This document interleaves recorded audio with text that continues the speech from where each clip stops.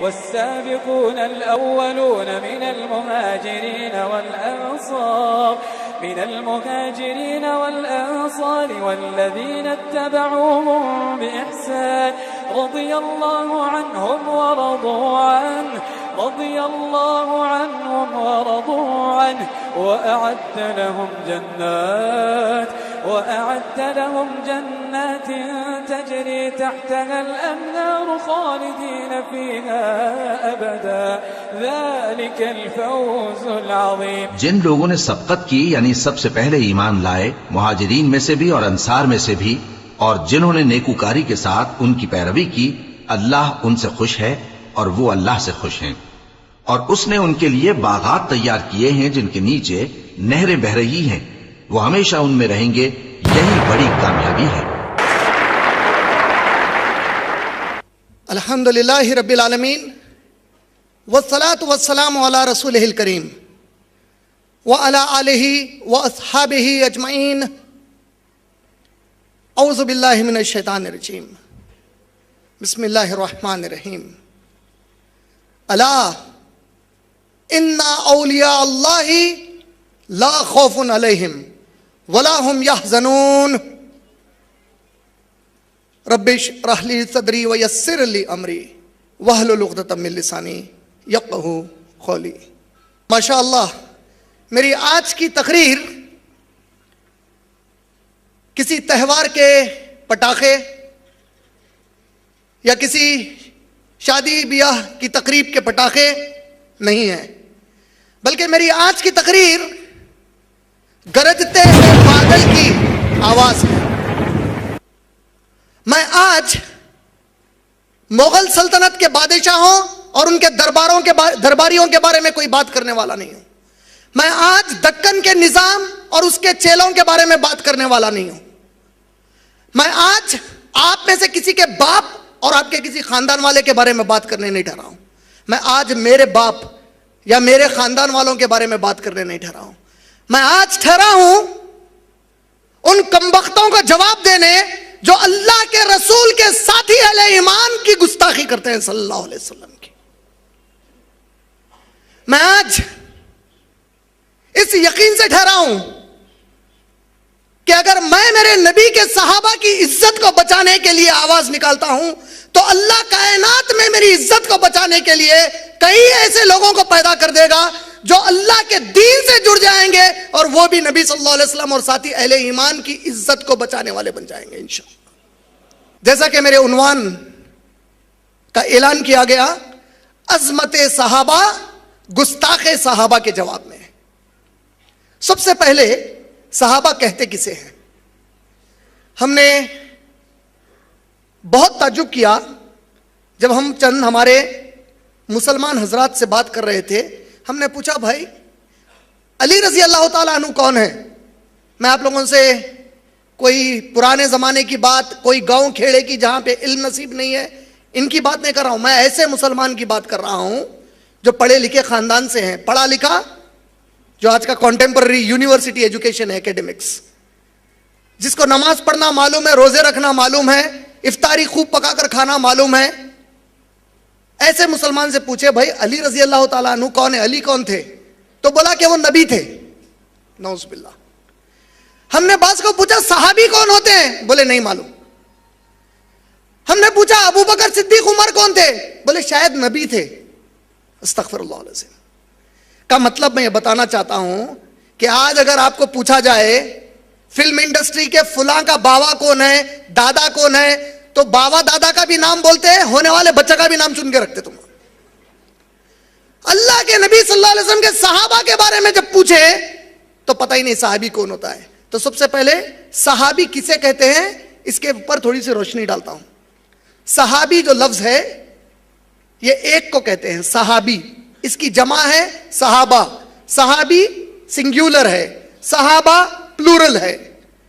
صحابی کہتے ہیں اس مسلمان کو، اس مسلمان مرد یا اس مسلمان عورت کو صحابی کہتے ہیں جو محمد رسول اللہ صلی اللہ علیہ وسلم کی دعوت دینے پر، تبلیغ کرنے پر اسلام قبول کیا، محمد صلی اللہ علیہ وسلم کے ساتھ اسلام کی حالت میں زندہ رہا یا زندہ رہی اور اسے محمد صلی اللہ علیہ وسلم کی صحبت نصیب آئی.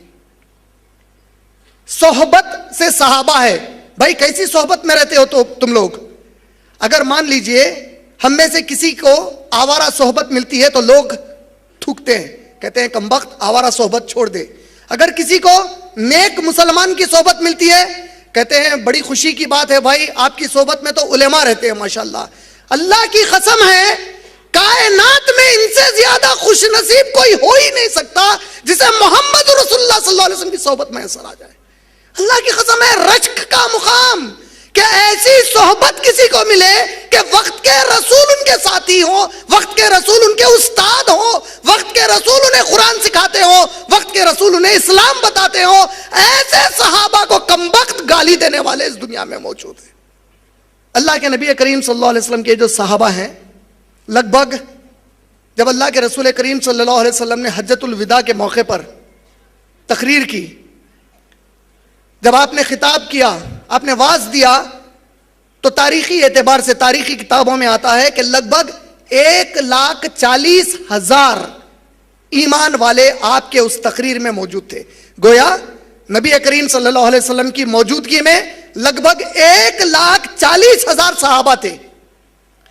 اور جو کمبختے ہمارے نبی کے صحابہ کی گستاخی کرتے ہیں, یہ کہتے ہیں ان میں سے بمشکل 13-14 ایمان پر تھے, باقی کے کافر ہو گئے تھے. اعوذ باللہ من الشیطان الرجیم. لیکن ہم سنی مسلمانوں کو اپنی ذاتی زندگی کے ضروریات, بیوی بچوں کو پالنے سے اور بیوی بچوں کو شوہروں کی خدمت, باہر گھومنے پھرنے سے, شادی کے تقاریب سے فرصت ہی کہاں ہے کہ نبی صلی اللہ علیہ وسلم کے ساتھیوں کو گالی دینے والے کے بارے میں ذرا غور کریں کہ ہمارے نبی کے ساتھیوں کو کوئی گالی بھی دیتا ہے؟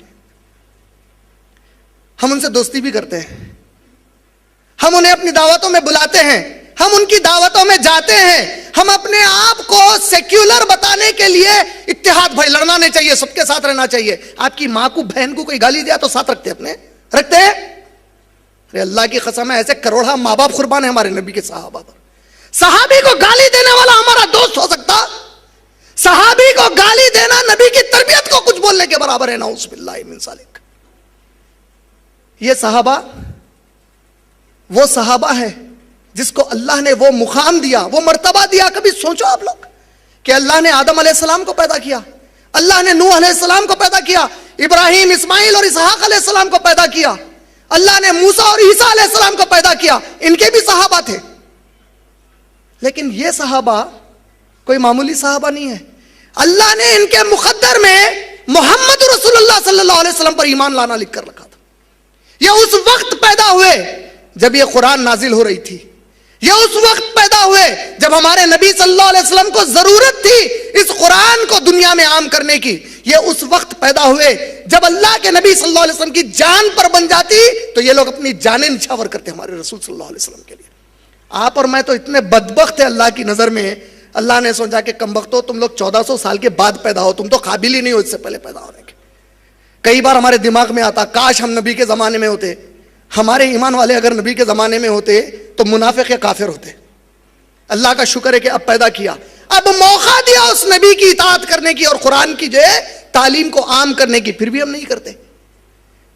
اللہ کے نبی کریم صلی اللہ علیہ وسلم کے زمانے میں جب یہ قرآن رسول کریم صلی اللہ علیہ وسلم پر نازل ہو رہا تھا تو اللہ سبحانہ و تعالیٰ نے قرآن مجید میں آپ کو اور مجھے ایک مسلمان کے ناطے بے شمار مقامات پر حکم دیا کہ اللہ اور اس کے رسول صلی اللہ علیہ وسلم کی اطاعت کرو. اللہ نے سورہ آل عمران سورہ نمبر 3 کی آیت نمبر 31 میں کہا اطیعوا اللہ و اطیعوا الرسول. اللہ نے سورہ آل عمران سورہ نمبر 3 کی آیت نمبر 132 میں کہا اطیعوا اللہ و اطیعوا الرسول. اللہ نے سورہ نساء سورہ نمبر 4 کی آیت نمبر 59 میں کہا اطیعوا اللہ و اطیعوا الرسول. اللہ نے سورہ مائدہ سورہ نمبر 5 کی آیت نمبر 92 میں یہی کہا. سورہ انفال سورہ نمبر 8 آیت نمبر 1, سورہ انفال سورہ نمبر 8 آیت نمبر 20, سورہ انفال سورہ نمبر 8 آیت نمبر 46, سورہ نور سورہ نمبر 24 آیت نمبر 52 اور 53 میں کہا. اللہ نے سورہ محمد صلی اللہ علیہ وسلم سورہ نمبر 47 کی آیت نمبر 33 میں یہی کہا. اللہ نے سورہ مجادلہ سورہ نمبر 58 آیت نمبر 13 میں کہا. سورہ تغابن سورہ نمبر 64 آیت نمبر 12 میں کہا کہ اللہ اور اس کے رسول صلی اللہ علیہ وسلم کی اطاعت کرو. اور کہا ہم کو سورہ نساء کی آیت نمبر 65 میں کہ آپ کے رب کی قسم ہے. آپ کا رب کون ہے؟ کوئی اور ہے اللہ کے علاوہ؟ اللہ ہمارے نبی صلی اللہ علیہ وسلم کو کہتا ہے قرآن میں، اے نبی آپ کے رب کی قسم ہے اگر یہ لوگ آپ صلی اللہ علیہ وسلم کو اپنا آخری فیصلہ کرنے والا نہ مانے تو یہ ایمان والے ہی نہیں ہیں. اللہ اکبر. اے نبی اگر یہ لوگ آپ کو اپنا آخری فیصلہ سنانے والا نہیں مانتے، آپ کے فیصلے کے بعد کسی اور کے فیصلے کا انتظار کرتے ہیں، آپ کے رب کی قسم ہے، اللہ خود کی قسم کھا کر کہتا ہے یہ ایمان والے نہیں ہیں. اور جب آپ ان کے درمیان کوئی فیصلہ کر دیں، ان سے جب کہہ دیں کہ یہ کرو اور یہ نہ کرو، آپ کے فیصلے کو اگر دل سے قبول نہیں کرتے، کہتے ہیں ارے بھائی اب یہ کرنا ہے، اگر اس کیفیت میں بھی ہے خوشی سے راضی نہیں ہوتے، تو اللہ کہتا ہے تب بھی یہ ایمان والے نہیں ہیں. اور اللہ سبحانہ وتعالیٰ نے نبی کریم صلی اللہ علیہ وسلم کے اس حکم کو بجا لانے کے لیے کچھ دنیا میں نمونے پیدا کیے، ایگزامپلز پیدا کیے. اللہ نے سورہ احزاب سورہ نمبر 33 کی آیت نمبر 6 میں کہا کہ صحابہ کرام رضی اللہ تعالیٰ عنہم اجمعین میں سے وہ صحابیات جنہوں نے محمد صلی اللہ علیہ وسلم سے نکاح کیا یہ تمہاری مائیں ہیں. کون ہے یہ؟ امہات المومنین، ایمان والوں کی ماں ہے. یہ دنیا میں اگر کوئی بیٹا اپنی ماں کو گالی دیتا ہے تو عزت والا ہے یا ذلیل ہے؟ وہ کیا؟ وہ کمبخت جو امت کی کوئی ماں کو گالی دیتا ہے وہ کیا ہوا پھر؟ ہاں صحیح جملہ ہے، ہرگز اس سے انکار نہیں کیا جا سکتا. خود کی ماں کو گالی دیا تو ذلیل ہے. ہمارے نبی کی بیوی جو ہمارے لیے ماں ہے امت کی، اس میں سے کسی کو کچھ برا بلا کہا تو کمبخت ذلیلوں کا سردار ہے. اللہ نے قرآن میں اللہ کے نبی پر جو لوگ ایمان لائے ان کی شان میں ایک دو مقامات پر ذکر نہیں کیا، بے شمار جگہ نبی پر ایمان لانے والے صحابہ کی عظمت کی گواہیاں دی. آپ سورہ بقرہ سورہ نمبر 2 آیت نمبر 137، سورہ بقرہ سورہ نمبر 2 آیت نمبر 160، سورہ آل عمران سورہ نمبر 3 آیت نمبر 110، سورہ آل عمران سورہ نمبر 3 آیت نمبر 172، سورہ آل عمران سورہ نمبر 3 آیت نمبر 173، سورہ نساء سورہ نمبر 4 آیت نمبر 115، سورہ مائدہ سورہ نمبر 5 آیت نمبر 54، سورہ آراف سورہ نمبر 7 آیت نمبر 157، سورہ انفال سورہ نمبر 8 آیت نمبر 63، سورہ انفال سورہ نمبر 8 آیت نمبر 72، سورہ توبہ سورہ نمبر 9 آیت نمبر 9، سورہ توبہ سورہ نمبر 9 آیت نمبر 19، سورہ توبہ سورہ نمبر 9 آیت نمبر 100، سورہ نور سورہ نمبر 24 آیت نمبر 55، سورہ احزاب سورہ نمبر 33 آیت نمبر 6، سورہ فتح سورہ نمبر 48 آیت نمبر 18، سورہ فتح سورہ نمبر 48 آیت نمبر 29. ان پورے مقامات پر نبی پر ایمان لانے والوں کے بارے میں فضیلتیں اللہ نے بیان کی ہیں. یہ میں مختصر سا جو آپ لوگوں کو تعارف صحابہ کا دے رہا ہوں، یہ صحابہ کے تعارف کے بعد جب میں عنوان میں جاؤں گا میں آپ کو سمجھانا چاہتا ہوں کہ یہ صحابہ کوئی معمولی لوگ نہیں ہیں. صرف ایک چیز ان کی جو اللہ نے ان کے مقدر کیا، وہ ایک چیز اتنی عظیم ہے کہ ساری کائنات اگر تڑپ جائے، 100 بار اگر اللہ تعالیٰ اس کو اس کائنات میں زندہ کر دیں تو صحابہ کی وہ ایک عظمت کا مقابلہ نہیں کر سکتا. کوئی گیس کر سکتا ہے وہ عظمت کیا ہے؟ اگر کوئی صحیح گیس کریں گے تو ان کو میں یہاں سے DVD گفٹ کروں گا انشاءاللہ. میرے کو آواز سننے نہیں آئی اس لیے گفٹ نہیں کر سکتا. محمد صلی اللہ علیہ وسلم کی صحبت، ارے تم وہی والے تھے باہر DVD خرید لے کے جاتے ہیں. محمد صلی اللہ علیہ وسلم کی صحبت کیسے نصیب کر لو گے؟ یہ تو اللہ کا مخصوص رحم ہوا، کرم ہوا. اللہ نے سب سے افضل نبی کو اگر پیدا کیا کائنات میں تو سب سے افضل نبی کے لیے سب سے افضل ساتھی پیدا کیے. اور جب اللہ کے نبی کریم صلی اللہ علیہ وسلم اس دنیا سے رخصت کر گئے، آپ کا انتقال ہو گیا، اس کے بعد جو مسلمانوں پر دور گزرے، میں بالکل مختصر میں میری ایک ایک تقریر کے حصے کو یاد رکھیں کیونکہ آگے آپ لوگوں کو تقریر کے دوران یہ بہت کام آنے والے ہیں. محمد صلی اللہ علیہ وسلم جب تک رسول تھے تو وہ سب کے سردار تھے، حاکم تھے. وقت کے رسول صلی اللہ علیہ وسلم ان کے درمیان موجود تھے فیصلے کرنے کے لیے. اللہ کے نبی کریم صلی اللہ علیہ وسلم گزر گئے تو خلفائے راشدین کا دور آیا. اللہ کے رسول کریم صلی اللہ علیہ وسلم کی حدیث مبارک سنن ابو داؤد جلد نمبر 3 حدیث نمبر 4629، والیوم 3 حدیث نمبر 4629، مسند احمد بن حنبل جلد نمبر 4 حدیث نمبر 273، حدیث نمبر 273، اللہ کے رسول کریم صلی اللہ علیہ وسلم نے فرمایا میرے بعد 30 سال تک 30 ایئرز تک خلفائے راشدین کا دور رہے گا۔ راشد عربی میں کہتے ہیں انتہا سے زیادہ صحیح راستے پر ہدایت پایا ہوا۔ میرے بعد 30 سال تک خلفائے راشدین کا دور رہے گا۔ صحیح مسلم جلد نمبر 5 حدیث نمبر 1820، 1821، 1822 اور صحیح بخاری جلد نمبر 9 حدیث نمبر 329، اللہ کے نبی کریم صلی اللہ علیہ وسلم نے فرمایا میرے بعد 12 خلفاء آئیں گے۔ یہ 12 خلفاء اور 30 سال تک خلفائے راشدین کا دور۔ راشدین مطلب بالکل صحیح راستے پر جو خلافت ہے یہ 30 سال تک رہے گی۔ میں کس کی بات سنا رہا ہوں یہ؟ ہاں اردو آ رہی پوروں کو سمجھ میں حدیث بولا نا، کس کی بات رہتی حدیث؟ کسی امام کا فتویٰ، کسی عالم کا فتویٰ؟ قرآن کے بعد ہم کس پر ایمان لاتے ہیں؟ ایک میں فتوے کو عالم کے نہیں مانا تو کیا اسلام سے باہر ہو؟ تو حدیث کو نہیں مانا تو پورے جنے گواہی دے رہے ہیں بات کی۔ نبی کریم صلی اللہ علیہ وسلم کیا کہہ رہے ہیں؟ میرے بعد 30 سال تک خلفائے راشدین کا دور اور میرے بعد 12 خلیفہ آئیں گے کا مطلب نبی صلی اللہ علیہ وسلم نے مستقبل فیوچر کے بارے میں بتا کر تصدیق کی کہ 30 سال تو بالکل سیدھا راستہ رہے گا، اس کے بعد 12 خلیفہ آئیں گے۔ یہ بات ذہن میں رکھ لینا۔ اب نبی کریم صلی اللہ علیہ وسلم گزر گئے اور رسول کریم صلی اللہ علیہ وسلم کے گزرنے کے 51 سال، کتنے سال؟ 51 سال کے بعد آپ کے پیارے نواسے حسین رضی اللہ تعالی عنہ کی شہادت پیش آئی۔ کتنے سال کے بعد آئی؟ لگ بھگ 51 سال کے بعد، یعنی رسول کریم صلی اللہ علیہ وسلم کے گزرنے کے 61 ہجری 680 عیسوی میں آپ کربلا میں شہید کر دیے گئے۔ اب اس کے بعد جو ہمارے پاس تاریخ آتی ہے اس زمانے سے خلفائے راشدین 30 سال تک، اس کے بعد بنو امیہ یہ نسل والے مسلمانوں کے حکمران بنے۔ کون بنے؟ بنو امیہ والے۔ بنو امیہ کے بعد کون بنے؟ عباسد۔ عباسد کے بعد بے شمار لوگ خلیفہ، ہر جگہ ایک ایک کونے میں ایک ایک خلیفہ بن گیا مسلمانوں کا۔ پھر اس کے بعد عثمانی خلافت کا دور آیا۔ ان کا دور کب سے کب تک چلا میں آج تک کی تاریخ تک بتا دیتا ہوں۔ رسول کریم صلی اللہ علیہ وسلم کی پیدائش ہے 570 کرسچن ایرا، 570 عیسوی میں پیدا ہوئے۔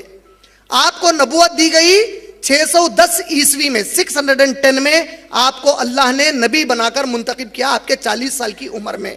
اللہ کے نبی کریم صلی اللہ علیہ وسلم 23 سال نبی کی حیثیت سے اس زمین پر چلے اور پھرے اور اس کے بعد وہ اللہ کو پیارے ہو گئے، یعنی 610 سے 23 سال 633 تک۔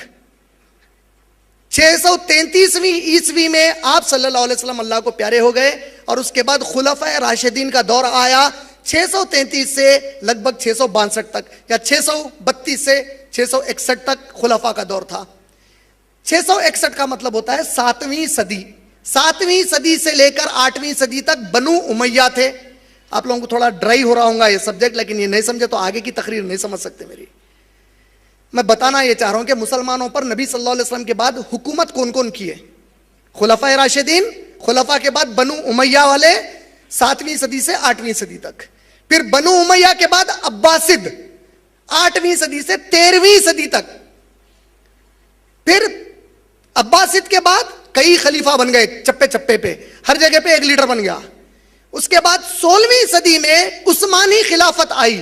عثمانی خلافت کا مطلب ترکیوں کی خلافت، ترکڑو بولتے نا ہم لوگ مسلمان یہاں پہ ہمارے کو ترکڑو بولتے، یعنی ترکیوں کی خلافت آئی، عثمانی خلافت۔ یہ کب آئی؟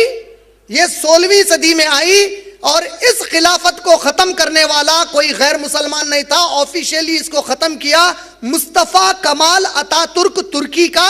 اس نے اعلان کیا کہ مسلمانوں میں کوئی خلیفہ کی ضرورت نہیں ہے، ہم ڈیموکریٹک ہیں، ہم ڈیموکریسی کے ذریعے سے جو ہے جینا چاہتے ہیں، ہمارے پاس خلافت کی ہم کو کوئی ضرورت نہیں ہے۔ یہ کب ہوا؟ 3 مارچ 1924 عیسوی کو ہوا، یعنی 1924 تک کم سے کم کسی ذریعے سے کوئی خلیفہ رہا کرتا تھا. 1924 کے بعد ہمارے پاس خلافت مکمل ختم ہو گئی, اور 1924 سے تو کئی چیزیں آپ لوگوں کو خود معلوم ہے آج تک کیا چل رہا ہے. یعنی نبی صلی اللہ علیہ وسلم کے بعد یہ امت ان کے تحت رہی ہے. اب جب اتنے پورے میں نے واقعات سنائے تو نبی صلی اللہ علیہ وسلم کے بعد آج آپ اور میں یہ مانتے ہیں کہ امت بٹ گئی, کئی فرقے بن گئے, کئی جماعتیں بن گئے, کئی دکانیں کھل گئیں, ہم سب کو یہ بات معلوم ہے آج. لیکن اگر کسی سے پوچھا جائے بھائی یہ امت میں فرقے کتنے ہیں, تو ایک مشہور حدیث ترمذی شریف کی حدیث نمبر 171, جس میں اللہ کے نبی کریم صلی اللہ علیہ وسلم نے فرمایا ستفترق امتی علی 73 فرقۃ, ان قریب میری یہ امت 73 فرقوں میں بٹ جائے گی, کلہم فی النار, پورے کے پورے جہنم میں جائیں گے, الا واحدہ, سوائے ایک کے. فوری صحابہ نے پوچھا من ہم یا رسول اللہ, اے اللہ کے نبی وہ جو ایک جہنم میں نہیں جائیں گے وہ کون ہوں گے؟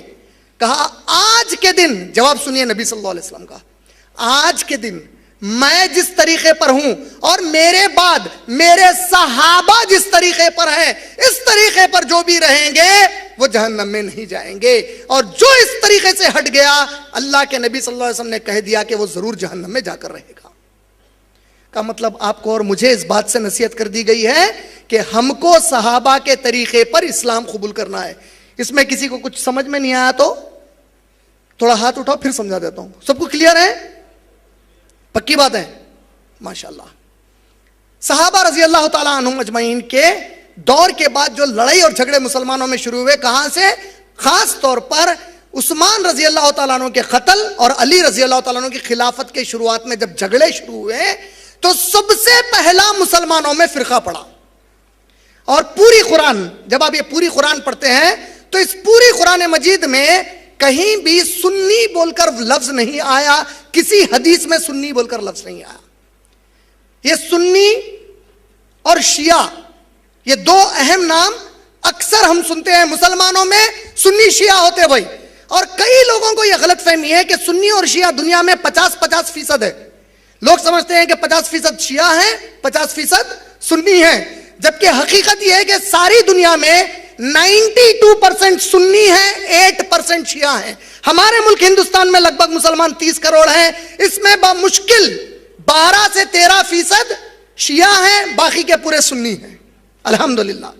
لیکن میڈیا نے اس طرح پریزنٹ کیا کہ گویا مسلمان آپس میں لڑکے دو بڑے گروپ بن گئے, سنی شیعہ 50-50%. بالکل نہیں ہے, سنی 92% ہے. ہندوستان میں سنی لگ بھگ 85 سے 87% مسلمان آبادی میں سنی رہتے ہیں ماشاءاللہ. یہ سنی کا لفظ کہاں سے آیا؟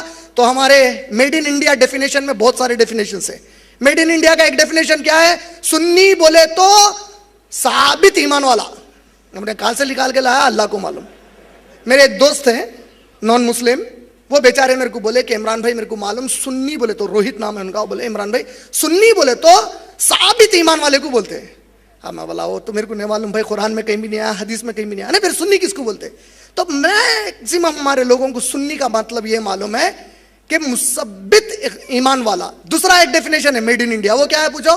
سن کے ایمان لاتے بھائی, ہم سن کے ایمان لاتے انہیں سنی. ابے بہرا رہا تو کیا کرتا؟ ایمان نہیں لاتا. سن کے ایمان لائے تو سنی نہیں بولتے, ثابت ایمان والے کو بھی سنی نہیں بولتے. سنی کے پیچھے ایک تاریخ ہے. ہوا یہ کہ جب علی رضی اللہ تعالیٰ عنہ خلیفہ بنے, ان کی خلافت کے بعد بعض بے وقوف ان کے دور کے, بعض جاہل, بعض بدبخت ان کے دور کے علی رضی اللہ تعالیٰ عنہ کو آ کر بولے کہ تم امیر المومنین نہیں, تم امیر الکافرین ہے. بولے نعوذ باللہ, تم کافروں کے امیر ہے. بولے یہ پہلا فرقہ پڑا مسلمانوں میں. فرقے کس میں ہے؟ اسلام میں ہے یا مسلمانوں میں ہے؟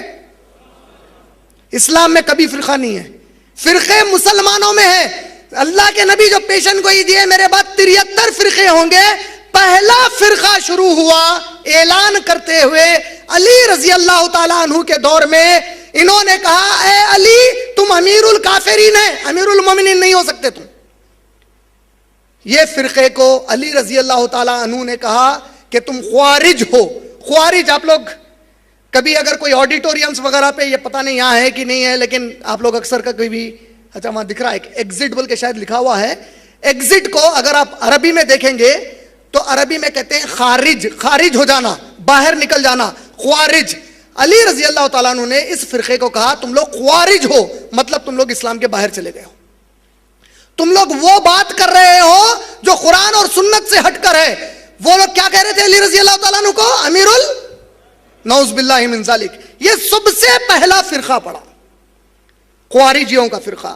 خوارج کے فرقے کے تحت 4 گروپ بنے. خوارج کے تحت 4 گروپ. عبادیہ ایک گروپ بنا. عبادیہ خوارج کا گروپ آج بھی عمان میں موجود ہے. عمان کی سلطنت عبادیہ گروپ ہے. اس کے علاوہ ازرقی، حرورہ اور فوزی، یہ 3 گروپ بنے خوارج میں. اور اس کے علاوہ یہ تینوں ایکسٹنکٹ، ایک بچ گیا عبادیہ. اس کے علاوہ اب ایک گروپ بنا علی رضی اللہ تعالیٰ عنہ کے دور میں جو بولا کہ اے علی ابن طالب ہم آپ کے گروپ والے ہیں اور ان دونوں کے بھی خلاف ہیں. کن دونوں کے خلاف ہیں؟ ایک خوارجیوں کے بھی خلاف ہیں اور ایک معاویہ اور ان کے لوگوں کے بھی خلاف ہیں رضی اللہ تعالیٰ عنہ کے. یہ جو اپنے آپ کو بولے کہ اے علی ہم آپ کے ساتھ ہیں، خوارج کے بھی خلاف ہیں، معاویہ کے بھی خلاف ہیں، یہ اپنے آپ کو پکارنے لگے شیعہ آنے علی. ہم علی رضی اللہ تعالیٰ عنہ کے شیعہ ہیں. عربی میں شیعہ کا معنی، قرآن نے شیعہ کا لفظ 4 مقامات پر استعمال کیا ہے. قرآن میں شیعہ کا لفظ 4 مقامات پر آیا ہے. سورہ انعام سورہ نمبر 6 آیت نمبر 159 159 سورہ انعام. سورہ مریم سورہ نمبر 19 آیت نمبر 69. سورہ قصص سورہ نمبر 28 آیت نمبر 15. اور اسی طریقے سے جو چوتھا مقام قرآن میں سورہ قمر سورہ نمبر 54 آیت نمبر 51. لیکن چاروں بھی مقامات پر شیعہ نیگیٹو میننگ میں قرآن میں یوز ہوا ہے. شیعہ پازیٹیو میننگ میں قرآن میں استعمال نہیں ہوا. سورہ انعام سورہ نمبر 6 کی آیت نمبر 59 میں اللہ نے کہا اے نبی صلی اللہ علیہ وسلم جو لوگ اپنے دین کے ٹکڑے کر لے آپ صلی اللہ علیہ وسلم کا ان سے کوئی بھی تعلق نہیں ہے، اللہ ان کے درمیان قیامت میں فیصلہ کر دے گا. وہاں پہ شیعہ اللستہ، شیعہ گروپ کے معنوں میں آیا ہے. سورہ مریم کی آیت نمبر 69 میں موب کے معنوں میں آیا. موب مطلب ایک بڑا گروپ بن کے کوئی چیز پہ حملے کرتے یا فساد کرتے، اس کو موب کہتے ہیں. شیعہ موب کے معنی میں آیا، کہیں بھی پوزیٹیو سینس میں نہیں آیا. شیعہ آنے علی کا آج شارٹ فارم ہے شیعہ. اب جو لوگ شیعہ بنے ان کے اندر گروپس نکلے. شیعوں کے 3 مین گروپ بنے. ایک اپنے آپ کو اتنا اشری شیعہ بولے، ایک اپنے آپ کو اسماعیلی شیعہ بولے، ایک اپنے آپ کو زیدیہ بولے. جو زیدیہ فرقہ بنا شیعوں کا یہ آج باقی نہیں رہا. اب بچ گئے 2 گروپ جو اپنے آپ کو اتنا اشری بولے اور جو اپنے آپ کو اسماعیلی بولے. اسماعیلیوں کے تحت جو گروپ بنے، ایک گروپ بنا 7 اماموں پر ایمان لانے والوں کا اور ان کے نیچے آیا خرامتہ کہہ کر. ایک دوسرا گروپ بنا اسماعیلیوں کے نیچے، یہ فلو چارٹ ہے اس کا، یہ شیعوں کا فلو چارٹ ہے. ایک گروپ بنا اسماعیلی، اس کے نیچے آئے 7 ورس کہہ کر 7 اماموں کو ماننے والے، ان کے نیچے خرامتہ آئے. دوسرا گروپ بنا نظاری کہہ کر، اور نظاری دیکھیے یہاں پہ ہے نظاری کا گروپ. نظاری کے گروپ کے نیچے 2 لوگ آئے. کون کون آئے نظاری کے نیچے؟ کھجے اور دروس، یہ 2 اس کے نیچے آئے، کھجے شیعہ. اور اس کے بعد تیسرا گروپ بنا مستع علی کا. مستع علی کے نیچے طیبی آئے، طیبی کے نیچے بہرے آئے. بہروں میں داؤدی بہرے، سلیمانی بہرے، جفن بہرے، علوی بہرے، علیوی بہرے، ہیبیتا بہرے، اتبال مالک بہرے اور اب پروگریسو بہرے. یہ پورے ایک گروپ بن کے یہاں پہ آ گئے. جو اتنا اشری شیعہ ہے، جو اتنا اشری شیعہ ہے، اتنا اشری کا مطلب عربی میں کس کو کہتے ہیں؟ اتنا اشر کہتے ہیں 10 کو. اتنا اشر 12 کو کہتے ہیں. 12 اماموں کو ماننے والا جو گروپ ہے، یہ دنیا میں جتنے بھی شیعہ ہیں، پہلے مسلمانوں میں شیعہ کتنے ہیں؟ صرف پوری دنیا کے مسلمانوں میں شیعہ کتنے فیصد ہے؟ 8%. وہ 8% کو اگر کاؤنٹ کرے تو اس میں سے 12 اماموں کو ماننے والے شیعہ 98% ہے لگ بھگ. یعنی کہ میجورٹی 12 اماموں کو ماننے والوں کی ہے، باقی میں باقی کے چھٹ گئے. اب یہ جو میجورٹی شیعہ ہے اتنا اشری کی، ان کو جعفری فقہ والے شیعہ کہتے ہیں. جعفری فقہ، امام جعفر جو اہل بیت سے تعلق رکھتے ہیں. جعفری فقہ کے جو شیعہ ہیں ان کے اندر پھر گروپس بنے، اخباری، اصولی اور شیخی. یہ 3 گروپ بنے. پھر اس کے نیچے 4 گروپ بنے, علیوی, الوی, بیکتشی, الحق. یہ پورے شیعوں کے گروپس ہو گئے. جب یہ لوگ اپنے آپ کو شیعان علی کہنے لگے اور خوارج علی رضی اللہ تعالیٰ عنہ کو کیا بولے, نعوذ باللہ امیر الکافرین بولے, بچ گئے کون تھے اب؟ دیکھو مسلمانوں میں کیا ہوا, اختلاف ہوا. ایک بولے ہم علی کے خلاف ہے رضی اللہ تعالیٰ عنہ کے, یہ امیر الکافرین ہے بولے, یہ ایک گروپ بن گیا, خوارج ہو گیا. دوسرا بولا ہم آپ کے ساتھ ہیں, معاویہ کے, عائشہ رضی اللہ تعالیٰ عنہ کے, اور ان سب کے خلاف ہے بولے. یہ بن گئے شیعہ, جس کا پورا ایک گروپ کا نقشہ بن گیا اب آپ کے سامنے.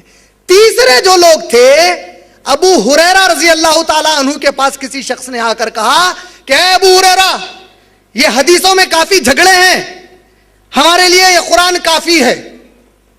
ابو ہریرہ نے جواب دیا کہ اگر تو صرف قرآن کو مانتا ہے, انا اہل الحدیث, میں اہل حدیث ہوں, میں قرآن کو حدیث کی روشنی میں مانتا ہوں. ابن عباس رضی اللہ تعالیٰ عنہ کے پاس گئے, جا کر خوارج بولے کہ اے ابن عباس, قرآن کے ہوتے ہوئے ہمیں حدیث کی کسی صحابی کی ضرورت نہیں ہے. ابن عباس نے جواب دے کر کہا انا اہل السنہ والجماع, میں اہل سنت والجماعت سے تعلق رکھتا ہوں, یعنی میں ان لوگوں میں سے ہوں جو قرآن کو نبی کی سنتوں کے تحت مانتے ہیں اور نبی کی سنتوں کو صحابہ کے بڑا گروپ جیسا سمجھا ویسا سمجھ کر مانتے ہیں, اپنی منمانی سے نہیں مانتے. میں اہل سنت والجماعت میں سے ہوں. یہ 2 الفاظ کہاں سے ہے, اہل سنت والجماعت اور اہل حدیث, سمجھ میں آ گیا؟ صحابی نے ان کے رد میں کہا. کس کے رد میں؟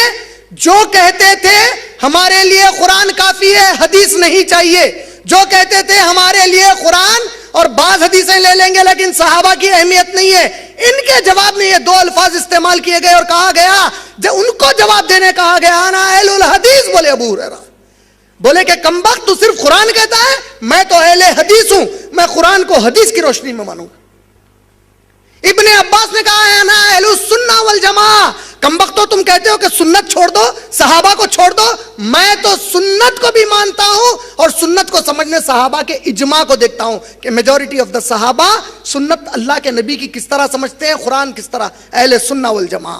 تو اب اگر ان پورے اس کو سمیٹ دوں آپ لوگوں کی آسانی کے لیے, اتنے پورے نام آپ لوگ اگر یاد نہیں رکھ سکتے ہیں تو صرف ہم لوگ کیا کریں گے اب اپنے سہولت کے لیے, مسلمانوں کے خالی پلاٹ کے اوپر 2 گھر بنائیں گے. بولا کتنے گھر بنائیں گے؟ ایک گھر کا نام رکھیں گے سنی کا گھر. کس کا گھر؟ سنی شارٹ فارم ہے ان لوگوں کے لیے جو اپنے آپ کو اہل سنت والجماعت کے کہتے ہیں یا اہل الحدیث کہتے ہیں. جو مسلمان کہتا ہے میں قرآن کو نبی کی حدیث اور صحابہ کی سوچ اور فکر کے ذریعے مانتا ہوں, یہ پورے ایسے مسلمانوں کو سنی کہا جاتا ہے. سمجھے نہیں سمجھے؟ کون ہے سنی؟ سن کے ایمان لایا سو نہیں, ایمان کی خود گواہی دے لیا سو نہیں, میں کٹر ایمان پہ ہوں, بلکہ کمبختے اتنے کٹر جاتے جہنم کے اندر. صحابہ کبھی دعویٰ نہیں کرے ہم پکے مسلمان ہیں بول کے, آج ہول سیل میں دعوے کرتے اپن پکے مسلمان ہیں بول کے. سنی وہ مسلمان کو کہتے ہیں, مرد اور عورت کو, جو قرآن کو, اسلام کو, نبی کی حدیث اور صحابہ کے طریقے سے سمجھتا ہے, یہ سنی. تو 2 گھر میں سے ایک گھر کس کا ہے؟ سنی کا گھر ہے. دوسرا گھر نام نہیں لیتا, غیر سنی کا گھر ہے. جو سنی نہیں ہے وہ غیر سنی کا گھر ہے, جو سنی ہے وہ سنی کا گھر ہے. اب گھر کے اندر کیا رہتا معلوم؟ خالی دیواراں بناتے, کمرے بھی بناتے, کمرے بناتے نا. تو یہ جو سنی گھر کے اندر کے کمرے ہیں, ہر کمرے پہ ایک نام لکھا ہوا ہے. ایک کمرے کا نام ہے اہل حدیث, ایک کمرے کا نام ہے اہل سنت والجماعت, ایک کمرے کا نام ہے تبلیغی جماعت, ایک کمرے کا نام ہے جماعت اسلامی, حنفی, شافعی, مالکی, حنبلی. یہ پورے کمروں کے نامہ ہیں. کون سے چھت کے نیچے ہے؟ تو اب آئندہ سے کسی ان میں سے ایک دوسرے کو کافر پکاریں گے؟ یہ پورے ہم سنی ہیں, ایک گھر کے نیچے رہنے والے. جو اس میں سے نہیں بیٹھتا, جو اہل سنت والجماعت میں سے نہیں ہے آج کی, جو اہل حدیث میں سے نہیں ہے, جو تبلیغی جماعت میں سے نہیں ہے, جو جماعت اسلامی میں سے نہیں ہے, جو حنفی, شافعی, مالکی یا حنبلی نہیں کہتا اپنے آپ کو, ان میں سے اگر کوئی ہم کو ملتا ہے تو ہم اس کو بازو کے گھر میں شفٹ کر دیتے.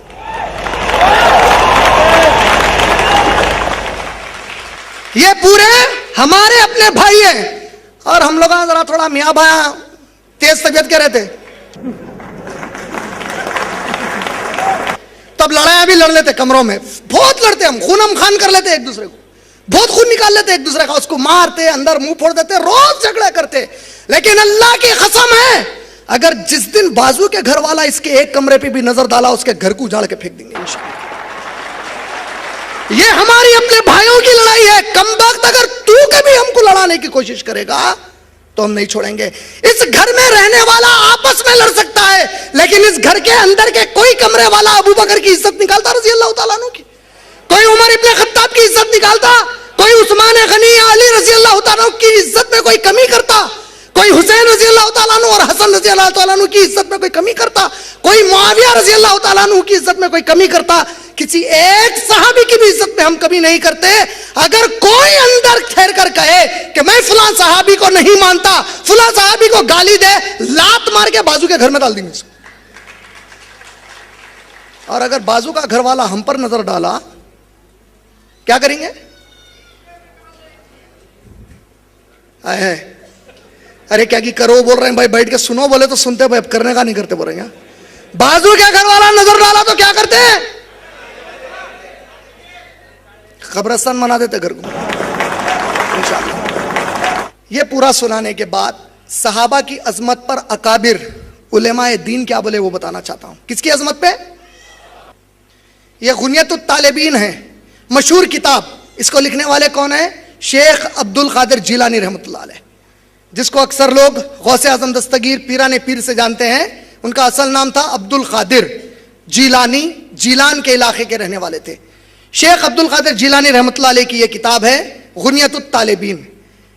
اس کتاب میں صفحہ نمبر 179 سے لے کر 184 تک شیخ عبد القادر جیلانی رحمۃ اللہ علیہ نے بہت ہی تفصیل سے صحابہ کی عظمتیں بتائی ہیں. نہ صرف انہوں نے عظمتیں بتائیں, بلکہ کہا کہ جو لوگ یہ کہتے ہیں کہ ابو بکر صدیق, عمر اور عثمان رضی اللہ تعالیٰ عنہ نے علی رضی اللہ تعالیٰ عنہ سے زبردستی خلافت کو کھینچ لیا تھا, وہ جان لیں کہ علی رضی اللہ تعالیٰ عنہ مکمل طور پر ان تینوں سے راضی تھے. یہاں تک کہ جب ابو بکر صدیق رضی اللہ تعالیٰ عنہ خلیفہ بنے, خلیفہ بننے کے بعد ابو بکر صدیق رضی اللہ تعالیٰ عنہ کے 3 دن تک ابو بکر صدیق مسجد نبوی میں ٹھہر کر اعلان کرتے کہ اے اللہ کے نبی کے صحابہ, اے میرے بھائیوں اور بہنوں, اگر آپ میں سے کوئی ایک فرد بھی ایسا ہے جو میری خلافت سے راضی نہیں ہے, وہ مجھے بتا دے, میں خلافت چھوڑنے کے لیے تیار ہوں.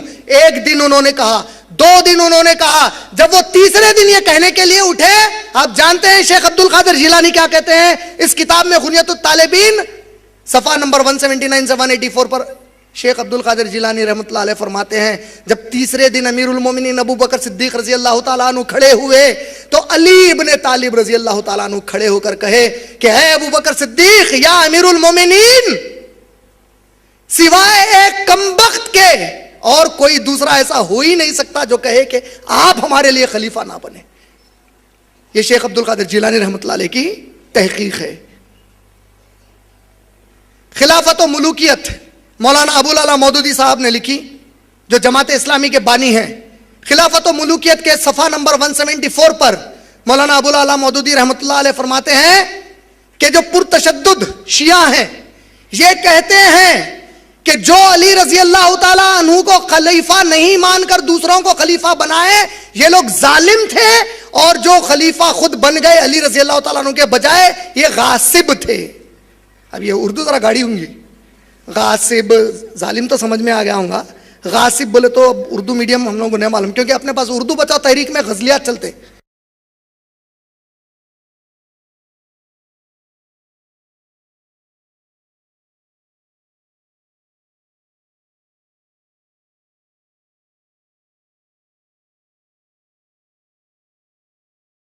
قرآن حدیث نہیں چلتی.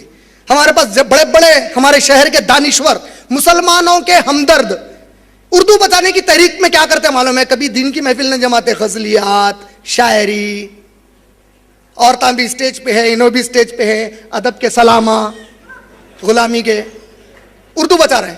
کچھ بھی نہیں بچتا. جو چیز اللہ سے اور اس کے دین سے جڑتی صرف وہ بچتی, باقی ہر چیز فنا ہو جاتی. یاد رکھ لو ہمیشہ. غاصب کہتے ہیں گریب کرنا, کوئی چیز کو قبضہ کر لینا. لینڈ گریبر رہتا نا, گریب کرتا سو ویسا. کیا کہہ رہے ہیں مولانا مودودی صاحب اپنی کتاب خلافت و ملوکیت کے صفحہ نمبر 174 پر کہتے ہیں کہ پرتشدد شیعہ مانتے ہیں کہ جو بھی علی رضی اللہ تعالیٰ عنہ کو خلافت نہیں دیے اور خود خلیفہ بن گئے, یہ غاصب تھے. آپ کی ابو بکر, عمر اور عثمان رضی اللہ تعالیٰ عنہ ایسا قبضہ کرے خلافت پہ؟ استغفر اللہ العظیم. یہ مولانا ابو العلا مودودی کی تحقیق ہے.